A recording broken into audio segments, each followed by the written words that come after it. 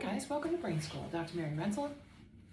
Let's go over it. We've been talking about strategies to build capacity in the workplace, right? How do we get to our ideal performance state at work? Work is busy, work is nuts, there's a lot of stressors, there's a lot of ongoing, putting out fires, etc. Well, how do we as leaders, you as, busy woman doc, you as a leader at work, how do you build capacity for your busy days, right? Let's jump into this. So we're going over this month an HBR article, Harvard Business Review, that talks about building the ideal performance state for leaders and focusing on 4 areas: physical, cognitive, emotional, and spiritual. And by spiritual, they mean, being selfless, helping other people. Okay, so this time we're going to talk about mental capacity and or cognitive capacity of the leader. How can we build our memory, our creativity, our quick thinking?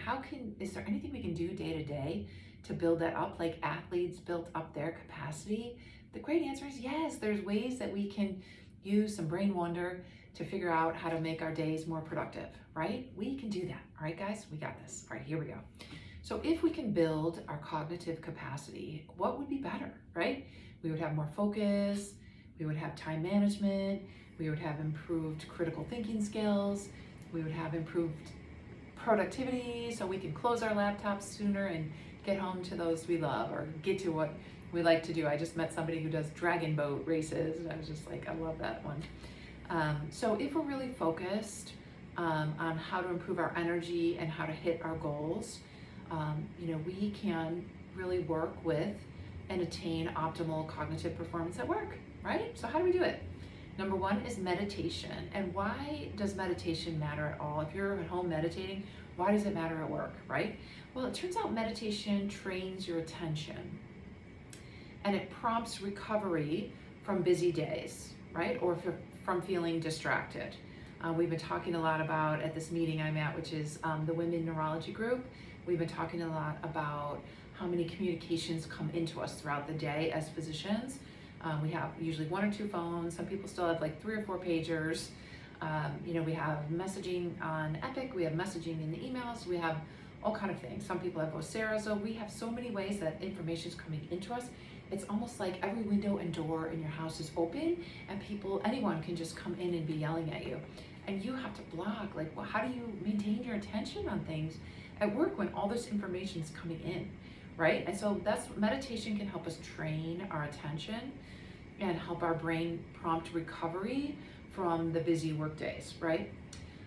It's really important to alternate between our time of focus and our time of recovery.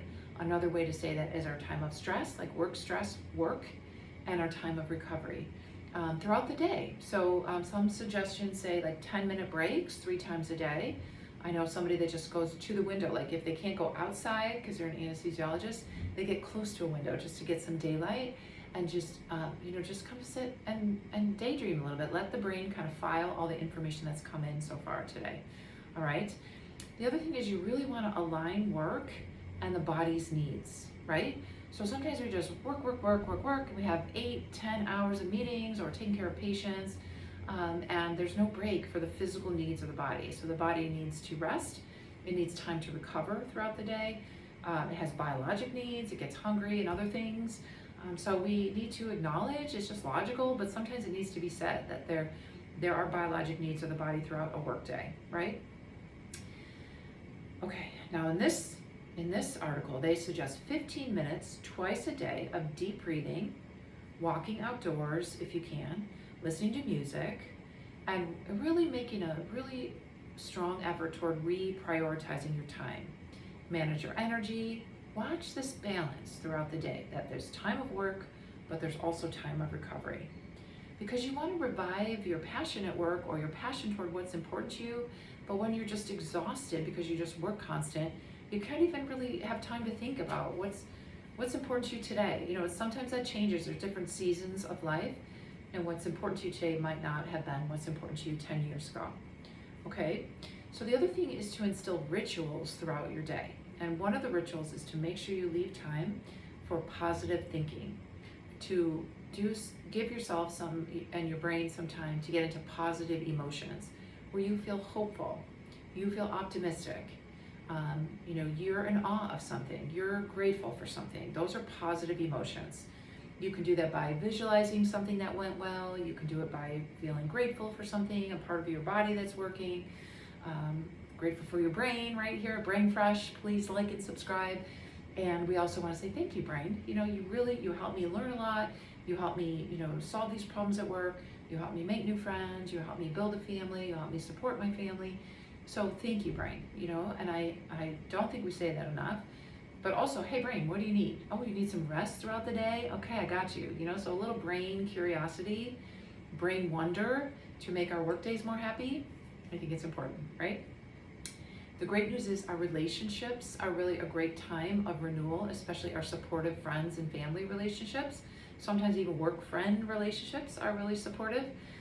So they talk about left brain, right brain. I don't really like to get too much into that because as neurologists, it's not only one side of the brain working, there's many parts to the brain and there's many neurotransmitters. So I don't like to just talk about one. But the left brain is the side of the brain that likes patterns, like executive function. The right brain likes novelty and discovering things. And so, you want to make sure you're offering different things to your brain throughout the day so you are optimizing your performance, right? So what can we say that could improve our cognitive abilities, or what are experiences or interactions in our environment that might influence our work performance? So those are things like we have choices, right? So we can choose where we put ourselves throughout our day. We're not in jail when we're at work, right? So we have choices. We can make a choice if we're going to take a 10-minute break and go walk outside on a nice day. We're not going to book ourselves straight in meetings. We're going to give ourselves a little pace throughout the day for a little parasympathetic, a little recovery break, a little gratitude break three times a day, so that we can put our brain in a more expansive state, right? A creative state. We rely on our environment, our interactions in our environment for learning new things, right? For our conscious will, for optimizing our ability, for our decision making, for solving problems, for dealing with stress and change, because there's one constant at work is change, right? Change management is happening all day long throughout our days, right? And then for us to be open to new ideas or to see a new way of doing things, we have to acknowledge that we have to give our brain something. There actually is a reciprocity to our brain and work.